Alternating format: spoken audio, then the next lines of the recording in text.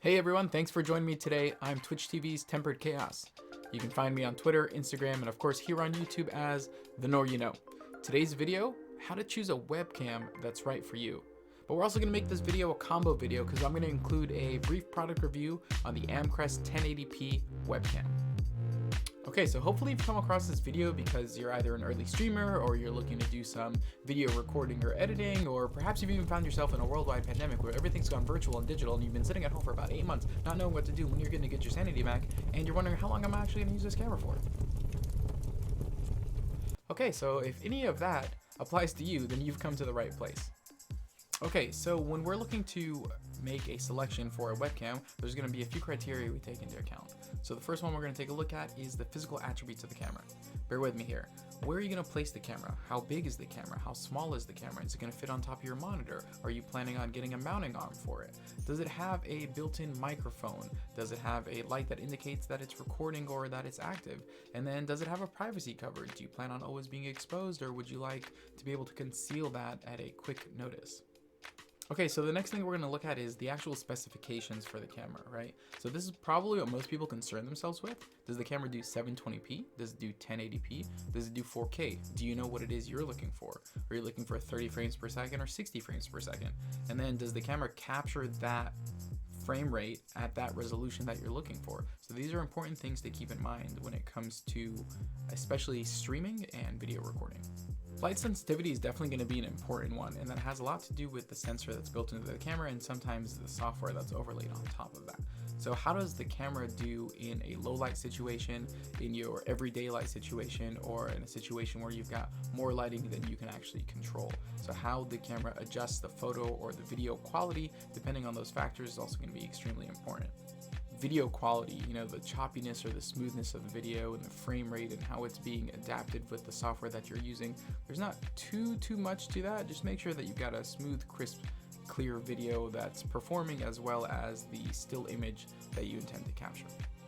Okay, so next we're going to talk about camera functions, and some of this overlaps a little bit, right? But an important feature is zoom, for example. Is there a physical button that will allow you to zoom in and out of whatever object you're recording or taking a photo of? Is this software driven? Does it even have the ability to zoom in? Is it an optical zoom or a digital zoom? These are important things to recognize, especially for your specific uses. What kind of settings can you adjust in terms of color balance and temperature and white balance? What about the saturation and hue levels? How does that interact with the program or the software that you're using for the camera? Which kind of brings us to our next point, right? The software. So when you plug in this camera into your PC or whatever you're using, are you going to need to install additional drivers to get this thing up and running and functional? Are you going to have to install specific software that the company determines is necessary, or is this going to be plug and play?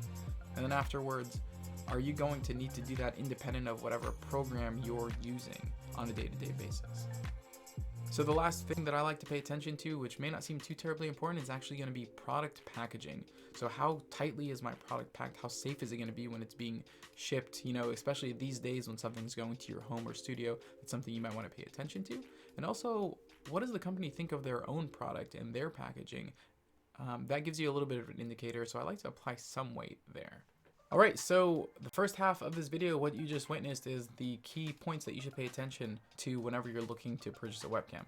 Okay, so now let's shift gears and take a look at the Amcrest 1080p webcam. Here's a look at the unboxing of that camera.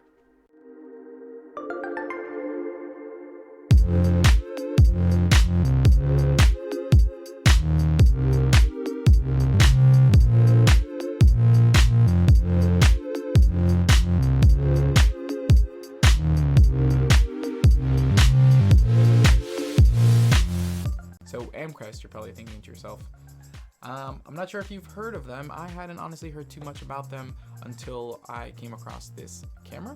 And what caught my eye about it was that it was a budget camera at $39.99, which is significantly cheaper than the Logitech HD Pro Stream webcam that I'm using to do my comparisons. Now, when you check out Amcrest's website, they say they're a remote security monitoring company, and they've got cameras and a wide array of monitoring devices. Now, does that translate well into a webcam? I'm not sure.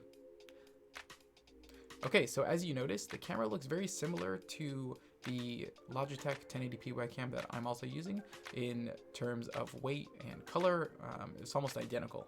And the one plus that the Amcrest had over the Logitech was the fact that it had a privacy cover. Now, that's really cool. The downside to that privacy cover was that it wasn't built into the camera. It wasn't something that you can just slide over to conceal it, or slide back to reveal the lens of the camera. It actually looks like it was a adhesive based. Okay, so next up it's going to be the camera settings, right? So I was able to successfully take pictures and record video at both 720p at 30 and 60 frames per second and 1080p at 30 frames per second, and take photos at 2.1 megapixel, which was the highest settings. And using various programs, I was able to adjust those settings to whatever my liking was. Okay, on to light sensitivity. So I did play around with the lighting. I turned my lights up really bright, and I also turned them down to get some different type of lighting scenarios. And the camera did adjust the image appropriately to that, as well as the video. The video itself, during the recording, there was no choppiness, there was no blur, there wasn't anything discernible that I could see after recording video, so that was also a plus. Now, here's the problem. When I went to go mess with the actual output of the settings, right, in terms of the color temperature, or hue or saturation, those were very much toned down. I wasn't able to adjust those settings too much. Before we move on to the last couple of pieces, I wanted to very quickly step back to the settings, as I forgot to mention the zoom capability of this camera. And maybe that coincides with the fact that there was none. I wasn't able to adjust the zoom physically on the camera anywhere, and I certainly wasn't able to adjust the zoom within software programs either. So that again was also a downside. That, coupled with the fishbowl effect, just totally killed that for me. In terms of the software packaging, there was no software required. It just installed directly Windows drivers. That's the operating system that I'm using, and I assume Mac might be very similar to that, being a plug-and-play device. You saw the video of the product unboxing a little bit ago. The product was extremely small. It was very compact. There wasn't much to it. And honestly, for a budget camera at $40, I don't know that I would expect too much from the company. Okay, so overall, what was the impression that I got from the Amcrest 1080p webcam? It's very cheap at $40. However, it wasn't up to snuff in terms of the zoom or the color of the photo or the video. It was well packed. It had a privacy cover.